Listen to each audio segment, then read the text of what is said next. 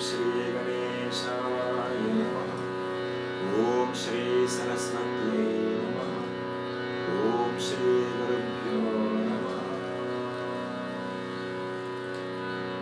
Guru Brahma Guru Vishnu Guru Devo Maheshwara Gurudeva Param Brahma Tasmai Shri Gurave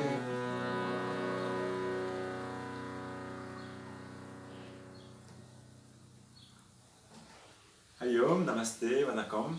Bonjour à toutes. Je suis très content de retrouver Azot aujourd'hui pour parler Azot d'un nouveau saint, d'un nouveau grand sage que l'Inde la offre non seulement à notre religion, à notre communauté, mais à l'humanité tout entière. Et ce saint, c'est Swami Vivekananda, le disciple de Ramakrishna Paramahamsa. Alors, c'est vraiment un Swami, un maître il est très important pour notre tradition, parce que c'est celui qui va faire connaître notre tradition en dehors de l'Inde et reconnaître aussi que cette tradition-là, c'est une tradition que les riche, que les pertinente et que les cohérente, que les logique.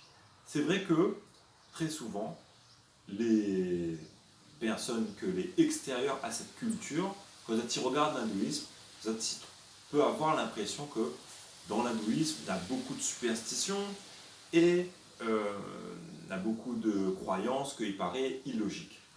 Alors, nous sommes très chanceux d'avoir ce Swami Vivekananda qui a pu tordre le cou un peu à tous ces préjugés-là qu'il peut exister sur l'hindouisme.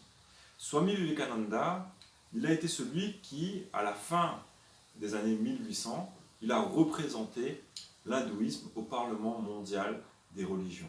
Et là, vraiment, en exprimant en anglais, une langue que tu maîtrises très bien, il fait connaître à tous les dignitaires religieux, avec beaucoup de respect, avec beaucoup de fraternité aussi, à quel point sa tradition, c'est une tradition non seulement une tradition que les respectable, mais qu'elle est aussi extrêmement respectueuse de toutes les autres traditions, et c'est ça qui rend aussi parfois cette tradition assez singulière, parce que nous connaissons aussi beaucoup d'autres traditions que a pu être moins respectueuses de ses contemporaines, de ces autres traditions que étaient autour et que étaient différentes d'elles.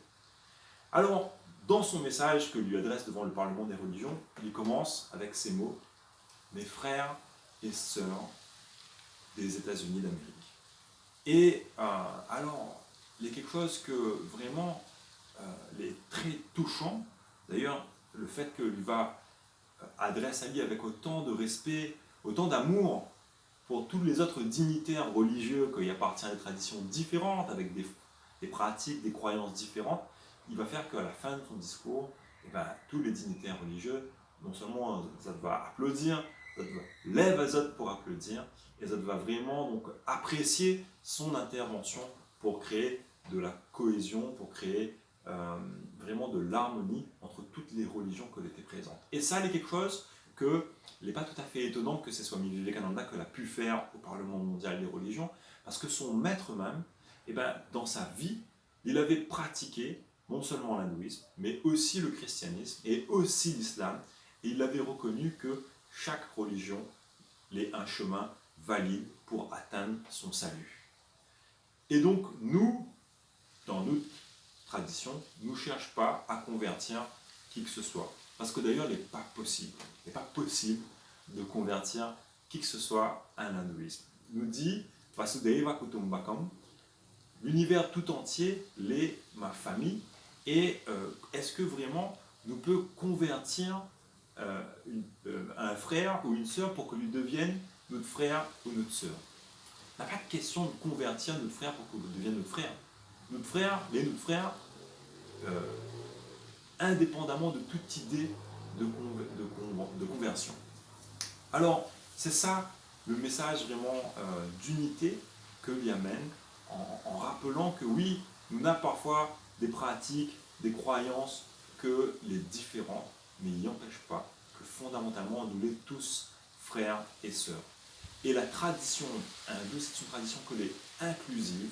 Et en même temps, c'est une tradition qui invite l'individu à redécouvrir sa grandeur, à ouvrir son cœur, à ouvrir ses bras aussi pour accueillir toutes les différences qu'il peut exister dans cet univers, sans jamais oublier l'unité. Souvent, nous pensons, quand nous voyons la religion hindoue, qu'il y en a plusieurs bons dieux, et que la religion hindoue est une religion polythéiste. Alors ça, c'est une grande incompréhension, une lecture de la religion hindoue que n'est pas fondée sur la connaissance des Écritures. Quand nous connaissons les Écritures de la tradition hindoue, nous connaissons que toute cette diversité de manifestations divines n'y empêche pas que Zoti représente toutes les différentes formes de Dieu que nous voyons. Zoti représente la même vérité, la même divinité, qu'il peut apparaître sous une infinité de formes. Donc la religion hindoue n'est pas une religion polythéiste, et attention, n'est pas non plus une religion monothéiste. Ne crois pas qu'il y a un Dieu que l'est quelque part ailleurs. Alors, dans le même ordre de croyance qu'il faut que nous arrivions à bien comprendre qu'il n'appartient pas à notre tradition, ça. Dans la tradition hindoue, ne crois pas qu'il existe ni un paradis ou un enfer dans lequel, une fois que ça va éternellement. Pour nous, il y a quelque chose qui est assez logique. Une cause limitée, il ne peut pas créer des effets sans limite. Donc, nous fait quelques bonnes actions, nous fait beaucoup de bonnes actions, allons dire, dans notre vie. Mais quand même, c'est une quantité de bonnes actions que nous va pouvoir compter. Alors, peut-être pas sur les 10 doigts d'une main, mais nous va pouvoir quand même compter toutes les bonnes actions. Et bien, comment, avec un nombre d'actions que les définies, que les comptables, que nous peut compter, donc ça veut dire que les limiter, et bien, nous n'aurons accès pour une durée illimitée, nous n'aurons accès au paradis pour une durée limitée. Nous reconnaissons que on a ça qu'on appelle des lokas que les plus élevés, des lokas que les moins élevés. Nous reconnaissons qu'il peut exister quelque chose de l'ordre que nous pourrions appeler un paradis et un enfer, mais nos bonnes actions, nos bons karmas, ils donnent à nous accès à ces paradis ou bien à ces enfers que pour un moment donné. Ça, c'est quelque chose que nous voyons dans la Bhagavad Gita. Il dit à nous Kine Punya Martyaloke. Une fois que lui a épuisé ses punyas, ses bonnes actions, il revient dans le monde des mortels, la personne que est partie au paradis. Et il y a quelque chose que les logiques. Notre loi du karma, donc, lui est absolument basée sur le bon sens et la rationalité. C'est comme quand vous êtes ça va à l'hôtel. Vous êtes ça va à l'hôtel, la nuit il coûte tant. Vous êtes en a tant d'argent que vous êtes peu dépenser. Une fois que vous avez fini de dépenser cet argent, vous ne pouvez plus rester à l'hôtel. Vous doit partir de cet hôtel. Pareil pour le paradis. La bonne nouvelle, c'est que c'est pareil aussi pour l'enfer. Donc non, nous fait des mauvaises actions, nous n'aura pas une damnation éternelle. Ça n'existe pas dans notre tradition. C'est pas pour en dire qu'il n'existe pas de salut éternel dans notre tradition. Attention, notre salut éternel, ça n'est pas aller dans un paradis où ça que nous profite juste de plaisir sans avoir aucune souffrance. Pour nous, le salut, c'est de sortir du cycle des naissances et des morts, de libérer nous de la réincarnation. Alors on a un très joli petit livre en anglais qu'il appelle Life After Death, donc de Swami Vivekananda, et il parle à nous justement de cette théorie de la réincarnation qu'elle est absolument logique et basée sur la loi de la cause et de l'effet. Mais le but de la réincarnation, c'est pas perpétuellement de rester dans ce cycle, c'est de libérer à nous justement de cet enfermement dans la chaîne des causes et des effets qu'il faut que nous suent et nous torturent à nous, c'est la racine du mot travail, hein, pour ensuite donc, pouvoir profiter pendant quelques temps du paradis. C'est pas ça le but de la vie humaine. Le but de la vie humaine, ça n'est pas éternellement de se réincarner, c'est justement de réaliser l'immortalité de notre âme et de cesser de renaître pour devoir à nouveau remourir.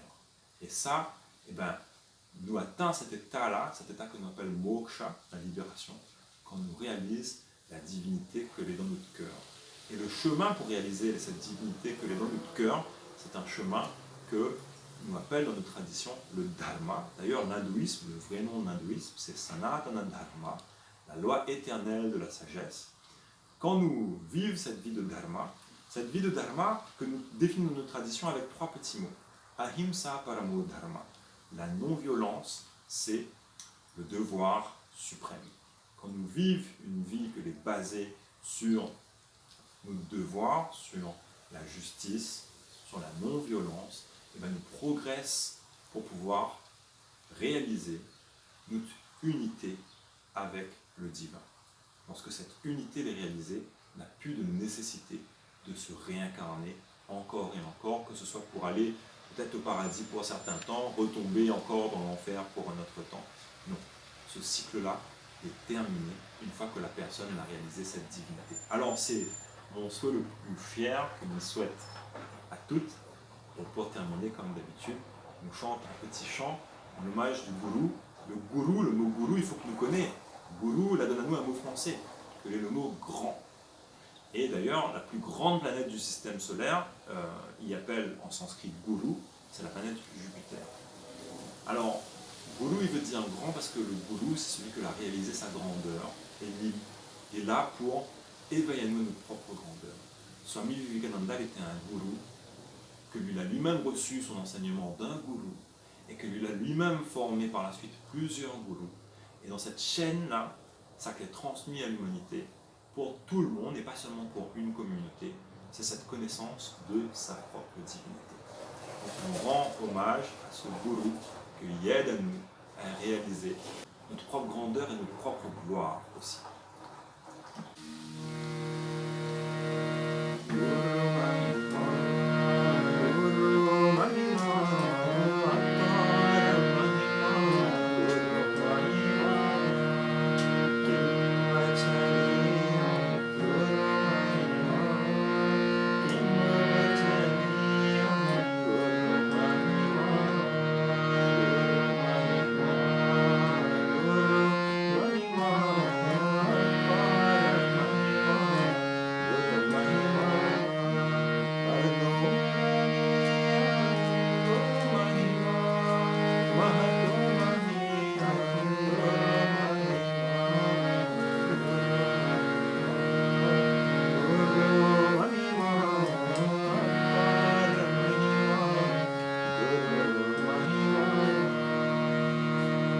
Satguru Nath Maharaj